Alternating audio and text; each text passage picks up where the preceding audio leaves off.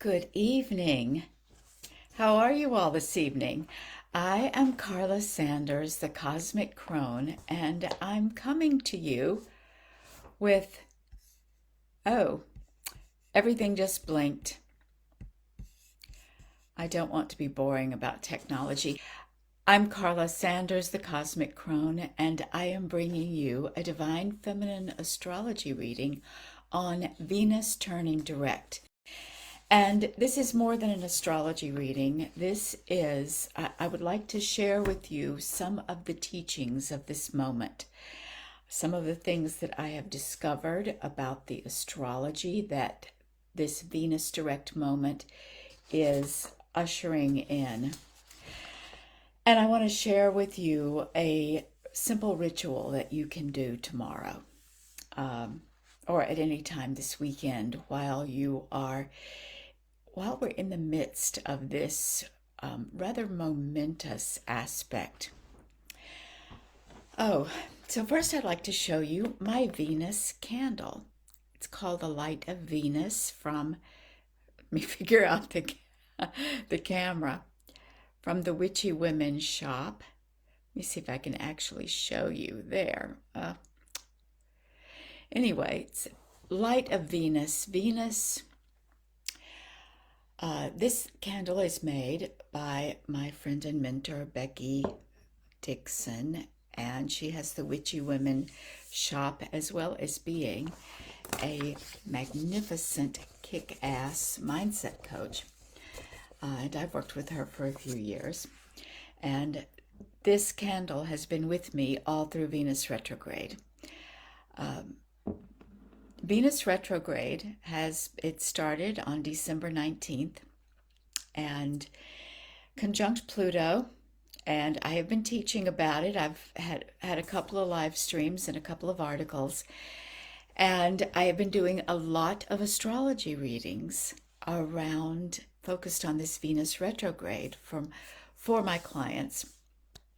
And I've also been really tuning it in for myself because this retrograde is touching an important part of my chart and showing up at an important part of my life. And that leads to some of the insights I want to share with you because it might apply to you as well. Now, for my shamanic astrology people, I just dropped that in case you're listening. I'm not going to try to explain shamanic astrology because it's not my expertise. But you know that the actual Venus cycle and the Inanna story is much bigger than this 40 days of retrograde and then the 40 days of the shadow period as Venus traverses the same territory she just went backwards over. So I know this is a much bigger story, a bigger astrological and astronomical phenomenon. So I use this Venus retrograde, especially this short, intense one, where Venus is passing between Earth and Sun, as a metaphor for the underworld journey. It is to remind us that when Venus is going backwards, it is a time for us to shed, to relinquish. It is a very intense period of stripping down, more so than new moons or any of the other retrogrades. And especially in Capricorn, and especially since this connection that this particular retrograde has with the planet Pluto and with Algol, the Lilith star. So I have a North Node in Capricorn. And so I'll give you just a little bit of my story here. My North Node is in Capricorn. It is at the beginning of Capricorn, so it's not being directly touched by the retrograde, but everything in Capricorn is touched by the retrograde. And my north node is being impacted this very day by two planets, Ixion and Mars. So that had me meditating this morning on what do I believe is unacceptable about myself. And this is something that we all have going on. It's part of our inner shadow. It's part of the ancestral trauma and patriarchal trauma. It is just part of being a human being in this era, maybe in any era. It's part of consciousness that there are parts of us that we cannot accept. We believe they are bad, that we are bad. And the medicine that I received on my morning meditation is that when we look at those parts of ourselves that we believe to be unacceptable, unlovable, and we want to, and it is so severe that we want to completely repress them and deny their existence and not look at them at all, we are using up a lot of energy that we need to live and create and fulfill our magnificent life on earth. And we're hurting ourselves. So by going into those places that we believe are unlovable and simply saying a simple little mantra, you don't have to believe it. You just have to let your soul hear the words on your lips. I love and accept every part of myself. Those of you who do EFT know that I haven't studied EFT in a long time. It may have evolved, but when I learned it, you touch a particular place on your hand and you tap or stroke. I love and accept myself completely. That is a foundation for transformation. And so astrology teaches us about that too, in the presence of Ixion. And what I discovered, what came to me, is that this loving myself without any judgment, loving not just myself, but that part of myself that I have spent my entire life rejecting, that is an elixir. That is an elixir of life. And why that's really important right now, and the ritual that I'm going to share with you in a few minutes is related to that. The reason it's so important is that Venus retrograde reminds us of the journey of Inanna into the underworld. Inanna, the queen of heaven, the great Sumerian goddess, who visited her sister in the underworld and passed through 7 to 8 gates. And at every gate, she had to give up, relinquish some aspect of her power and identity. And so we have been doing that for 40 days. We have been letting go of all of the things we believe about ourselves, including that part of, I believe that there is some part of me that is not lovable. And now Venus is stationing. She is standing still in the 12th degree, 11 something of Capricorn, and getting ready in a little over 24 hours to begin her forward motion again. Now, when a planet is changing apparent motion, it can take a few days before we notice anything. She's moving very slowly into this retrograde, this final degrees of it, and she will move very slowly out of it. So she's spending some time there in the underworld, and that's happening this weekend. Between now and new moon on Tuesday at midnight on Tuesday, where I live. So, this is the time for us to acknowledge that we're stripped bare. We are stripped of everything, including life. We are dead. We are dead in the underworld because nothing living may enter the underworld. And remember, we're carrying Pluto energy with down here into the underworld. The king of the underworld has been with the Queen of Heaven the whole time. So this has really been intense for people.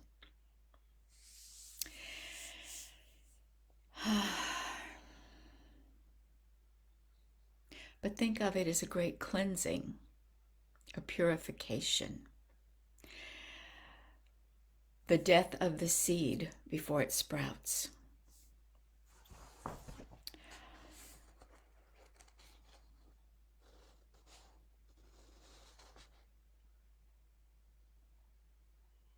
So I'm going to tell you about the ritual now because I think this is a good place.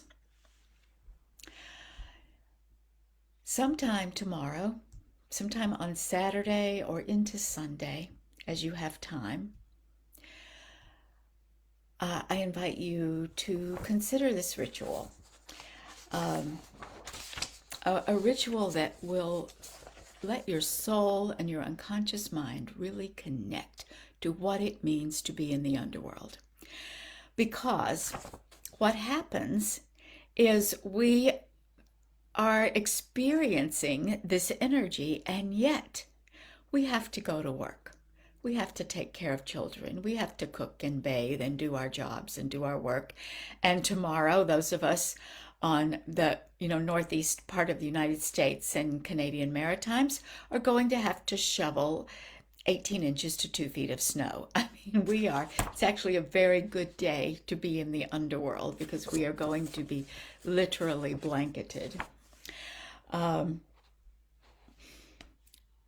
So this ritual will allow your unconscious mind and your soul to tap into this underworld medicine while you gently keep doing what you have to do as a human being with responsibilities. So take as much time as you can to rest and dream and journal. But if you don't have very much time, take a few minutes with this ritual and trust that the work is being done. So that's why I'm sharing this with you. So to do this ritual, you will gather a candle, matches, and if for some reason where you are it doesn't feel safe to have a candle, use maybe a little lantern, a little lamp, anything that will represent the light and the fire. But a candle like this that is in a container, it's rather safe. Use a little votive in a glass or a jar. So a candle and the matches to light the candle. A blanket is good. A cup of water. Optionally, you can add a bite of chocolate. And if you want, you can have your journal to hand. And if you have crystals, something like labradorite or obsidian is good because the dark goddess loves those crystals. So you gather your supplies. Most of them are things that we would all have. And then go into the dark. Now, you might remember I suggested going into like making yourself a blanket fort to make yourself a place in the dark as you go into the underworld. So you could go back to your blanket fort, or you could just wrap up in a blanket and maybe pull it over your head so that you're creating this sense of being contained and in the dark and separate from your daily life. If you have a spacious closet where you can go in and turn off the light, try that. And do what feels right to you. In some ways, the blanket over your head is good if you are claustrophobic or don't like the dark. You can create that effect without actually having to be in a completely dark place, although that is magical if you can manage it. Well, you can just sit and go within. You can close your eyes or not. You can, I do suggest this, if your eyes are open, dim the lights as much as feels comfortable and allow your vision to go really soft focus, like let your eyes just drop out of focus. So whatever feels right to you, to represent to your body and your energy field and your soul that you are in the underworld.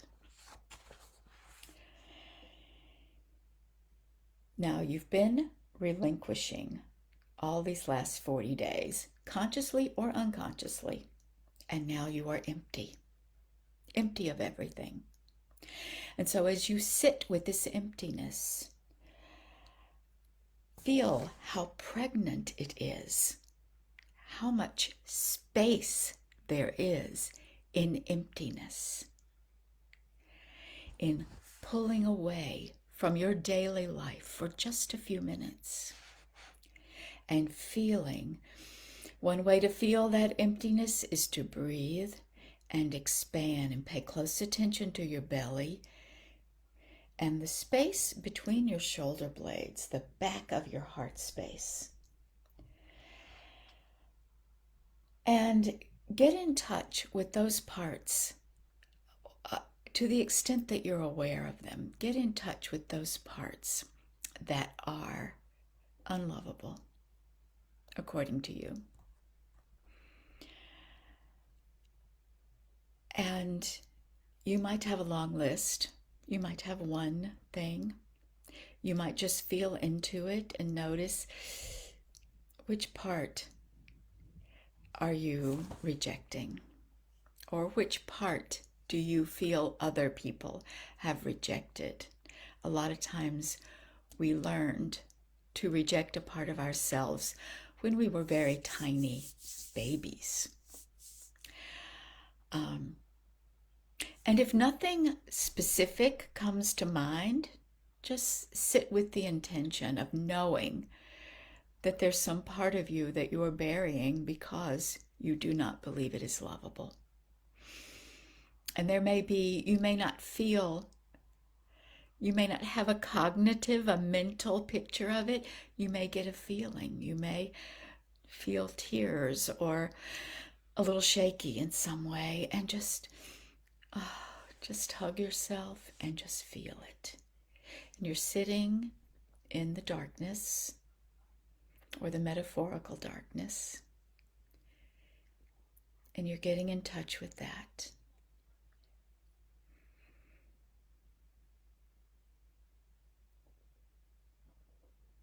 And then you can say the magic words. Every part of me is acceptable. Every part of me is lovable. All parts are lovable. I accept every part of myself.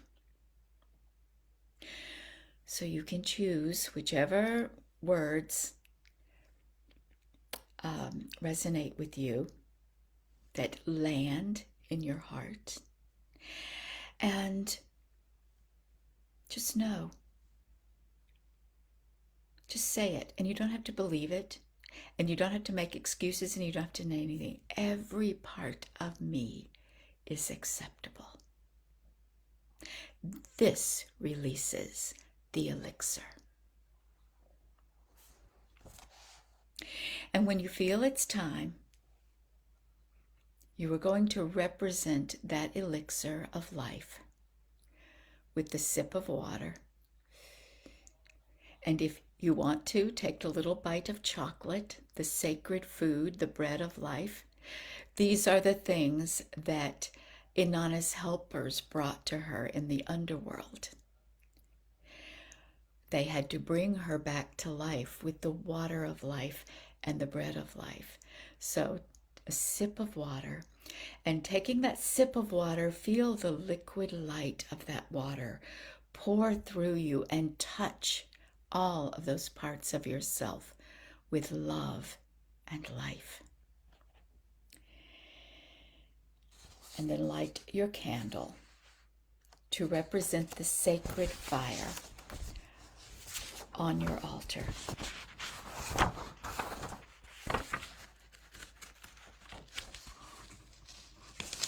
I want to make sure I don't forget anything.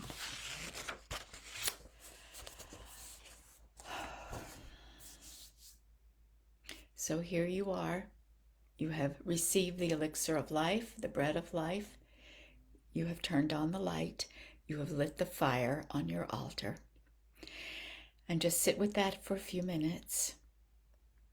You are ready now. You are free now to begin the journey from the underworld back to the above world, back to normal life. And on the way, you will collect all the things you have relinquished, but you will collect them transmuted, evolved, transformed, purified, and more magnificent than they were before.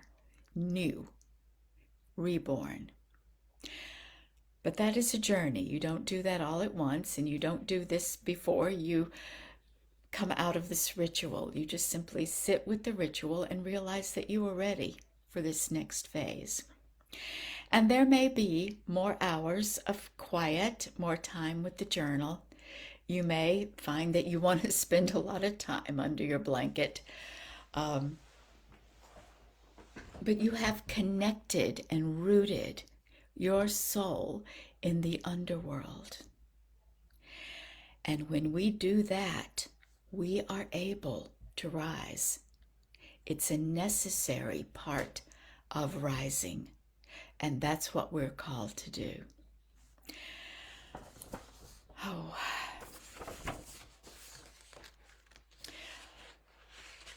There's more I would share with you, but somehow I don't feel like it has a place in this particular presentation. I will be back several times over the next 40 days as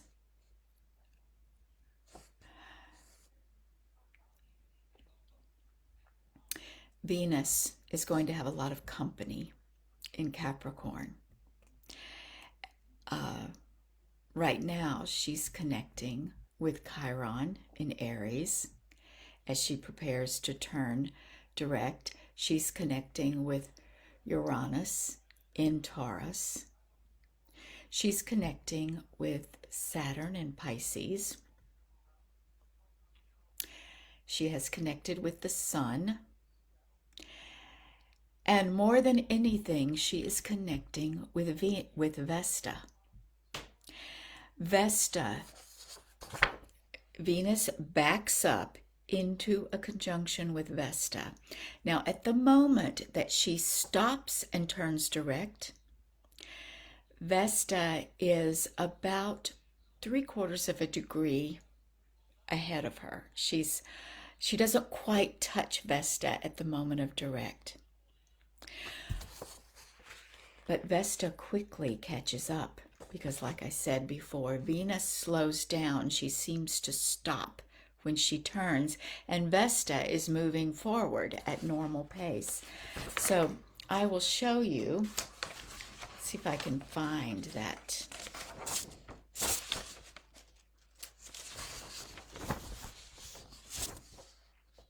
Okay, this is the chart for tomorrow evening at what time? Actually, it's tomorrow Oh, this is the wrong chart. This is a 336 chart.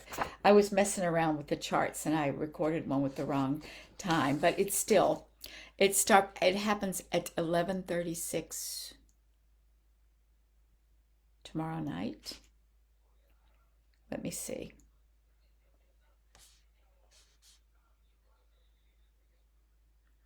Well, here I am going crazy. Forget all of that. I've looked at so many charts today. I have let myself get confused. Um, but Venus is less than 2 degrees from Vesta when she turns direct. And then by new moon,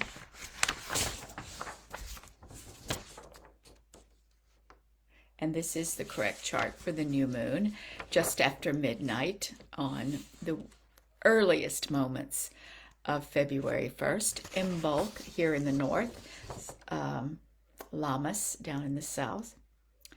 Um, look at this. Isn't this incredible? Just want you to know you are here. We are here. This is the earth here in the center. And Vesta and Venus are conjunct. They're both at 11 and change of Capricorn. In a few hours after that new moon, they will be exact. So as Venus begins her journey upward, Vesta is with her. And this conjunction, they are doing a little dance in and out of conjunction until Venus gets past Pluto. And they're joined by Mars. And they will be joined by the moon.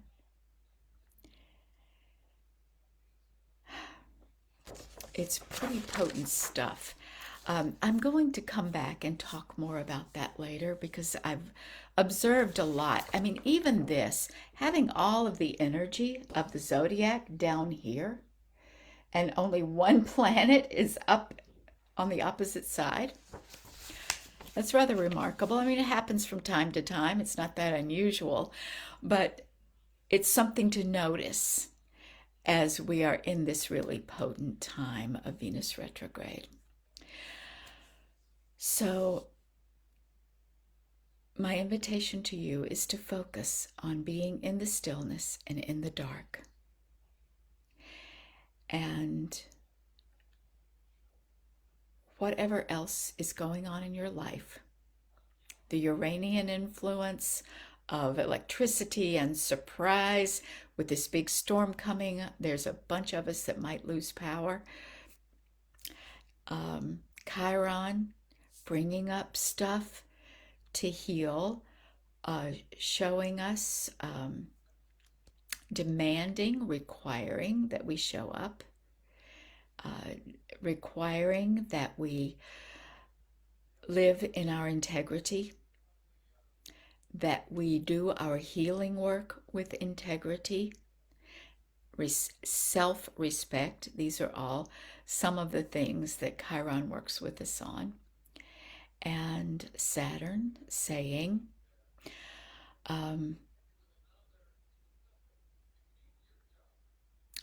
I think Saturn is saying, spend time in the sacred container of prayer and ritual.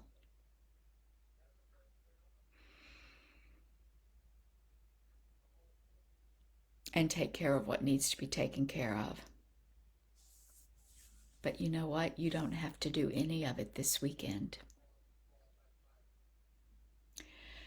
Take time for yourself. That's what I wanted to share with you today. And I will see you next week. Or maybe even sooner than next week if I don't lose power. I didn't want to do this tomorrow in case we lose power. Blizzard, 40-mile-an-hour winds, and heavy snow. Take care of yourself out there. Bye-bye.